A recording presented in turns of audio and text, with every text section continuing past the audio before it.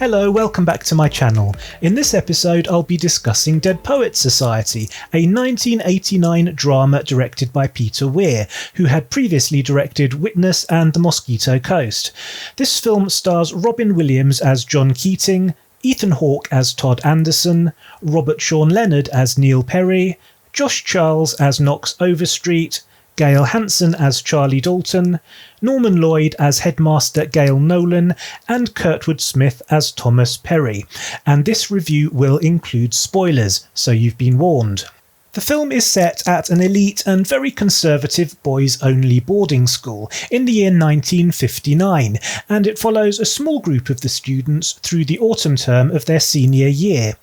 A new English teacher has joined the faculty, John Keating, played by Robin Williams, and his unorthodox and inspiring presence in an otherwise stuffy and tradition-bound institution, plus his enthusiastic and passionate teaching style, quickly wins over his students. Each of the boys featured has his own little story arc within the broader structure of the film, and most of them are touched or influenced in some way by the attitudes and ideas introduced by Keating.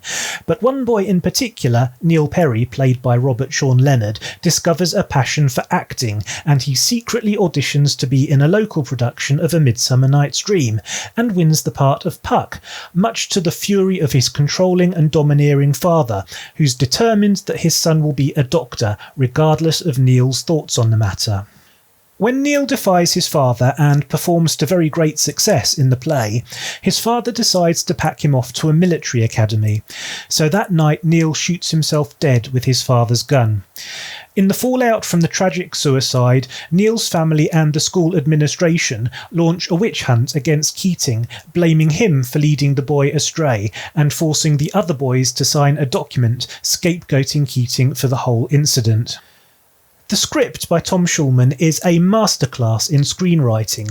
Literally every scene is perfect. The dialogue is juicy and delectable, and filled with a love and a passion for language, and the construction of each scene is artful, drawing the audience in with exquisite finesse. And the story, though inclined on occasion to bog down in somewhat less interesting side territory, for the most part is a fascinating and enraging indictment of stuffy old-school prejudices. And the whole thing is beautifully directed and acted by a sure-handed director and a talented ensemble cast. The devastating finale is beautifully played all round.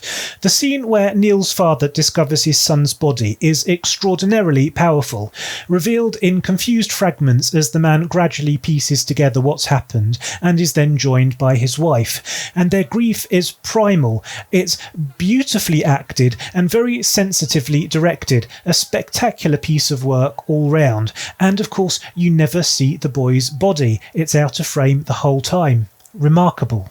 My favourite scene is perhaps a little bit less iconic than the famous "Oh Captain, my Captain" scene from the end of the film, when all the boys stand on their desks, although of course that's incredibly stirring and a real crowd pleaser.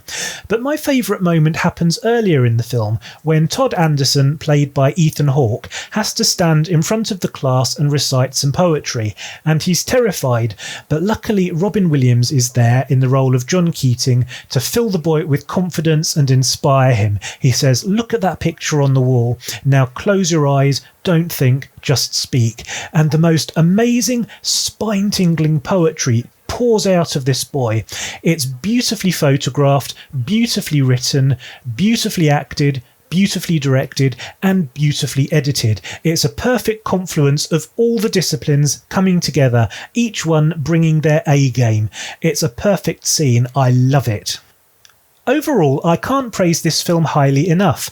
It won writer Tom Schulman a much-deserved Oscar and was nominated for several others, including Best Actor, Best Director and Best Picture.